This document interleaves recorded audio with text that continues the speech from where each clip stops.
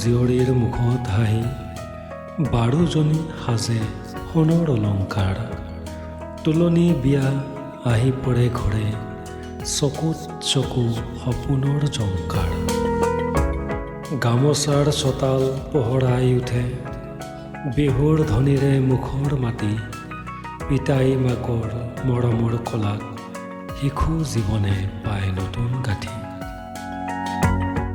কাহিনী বোলে ডেকা ডেকেৰীৰ আশীৰ্বাদেৰে উজ্বলাই গীত চাকি জ্বলাই জয় জয়কাৰ আজি জীয়ৰীজনীৰ এটি পবিত্ৰ ৰীত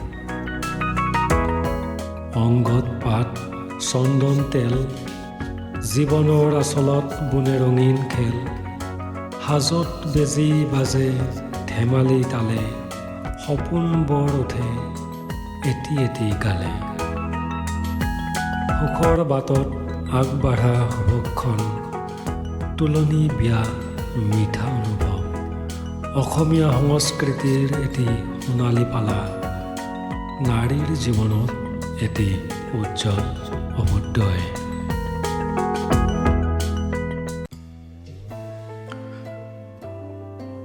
তুলনী বিয়া অসমীয়া সমাজৰ এক পৰম্পৰাগত ৰীতি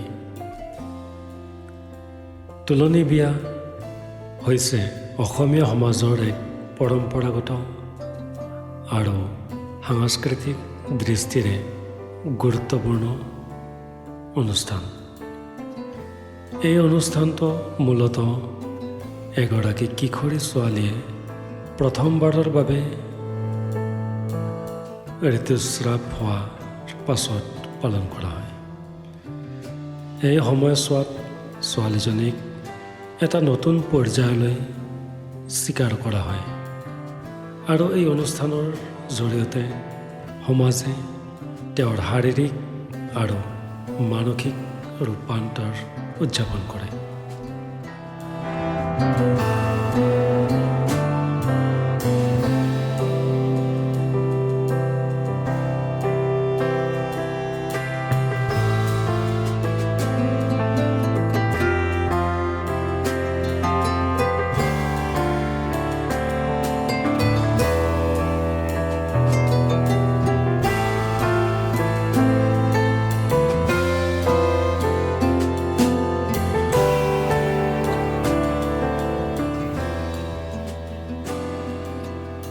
তুলনী বিয়া শব্দটো তুলনী মানে নতুন কুঁহিপাত আৰু বিয়া বিবাহ শব্দ দুটাৰে গঠিত যদিও ইয়াক বিয়া বুলি কোৱা হয় ই কোনো বাস্তৱিক বিবাহ নহয় এই অনুষ্ঠানটো মূলতঃ এটা নামান্য বিবাহৰ ৰূপত কিশোৰীজনীক কেন্দ্ৰ কৰি উদযাপন কৰা হয়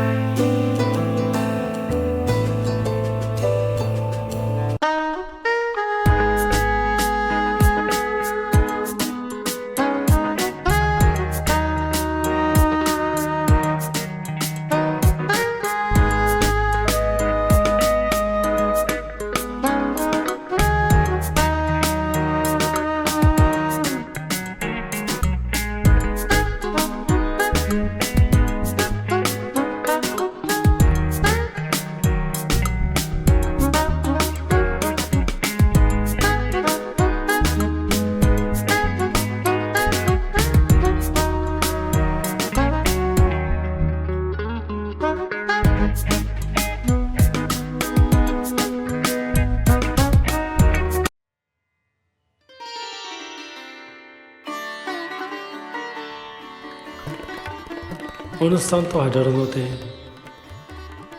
দুটা পৰ্যায়ত সম্পন্ন হয়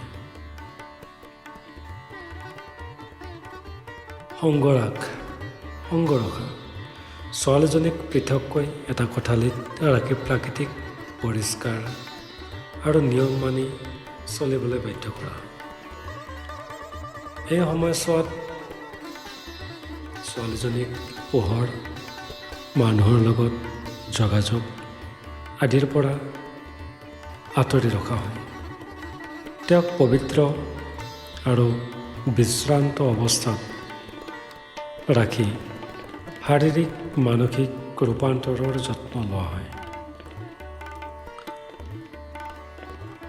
তৃতীয়তে, বিয়া সদৃশ অনুষ্ঠান। কিছুদিনৰ পাছত ঘৰৰ ভিতৰতে এটা পূজাসহ পৰম্পৰাগত অনুষ্ঠান পালন কৰা হয়, য'ত ছোৱালীজনীক নৱবধূৰ দৰে সজোৱা হয়।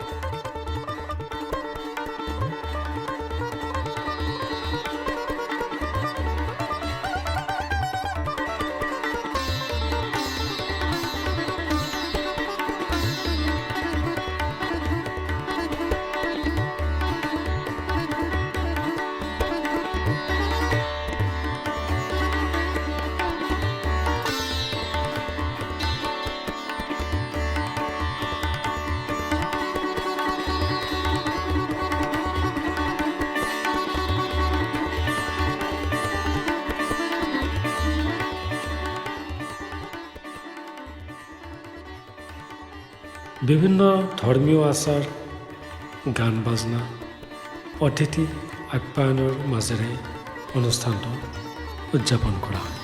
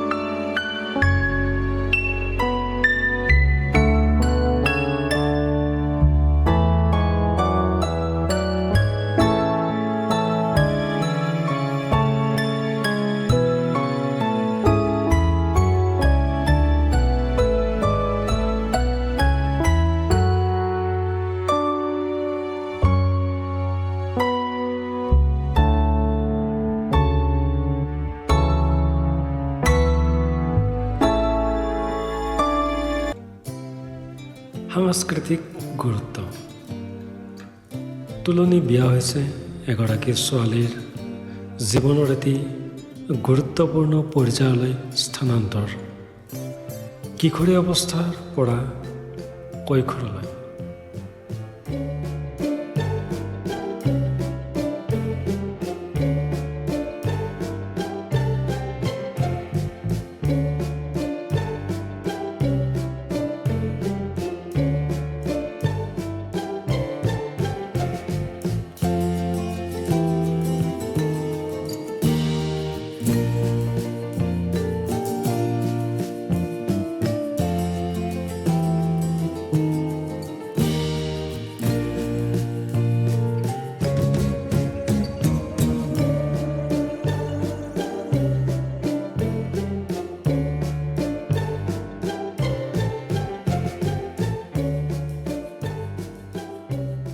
এই ছোৱালীজনীৰ বাবে সামাজিক স্বীকৃতি আৰু আত্মবোধৰ এক অংশ হিচাপে বিবেচিত।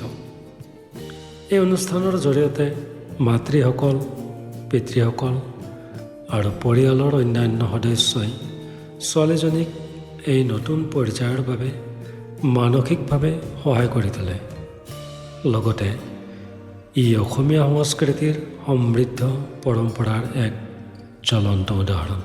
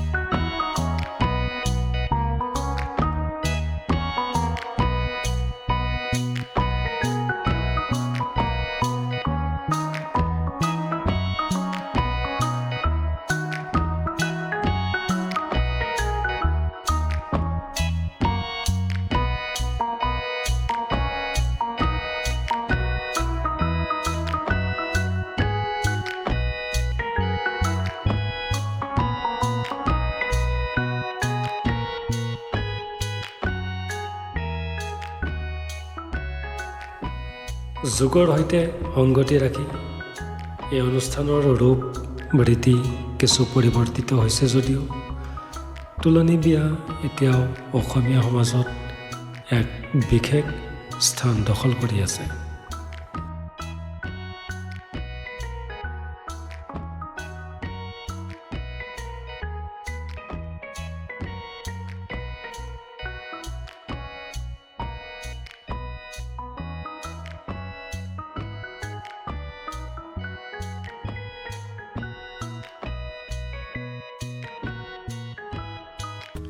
ই কেৱল এগৰাকী ছোৱালীৰ শাৰীৰিক পৰিৱৰ্তনৰ স্বীকৃতি নহয়, বৰং সমগ্ৰ সমাজৰ সৈতে তেওঁৰ এক নতুন বন্ধনৰ আৰম্ভণি।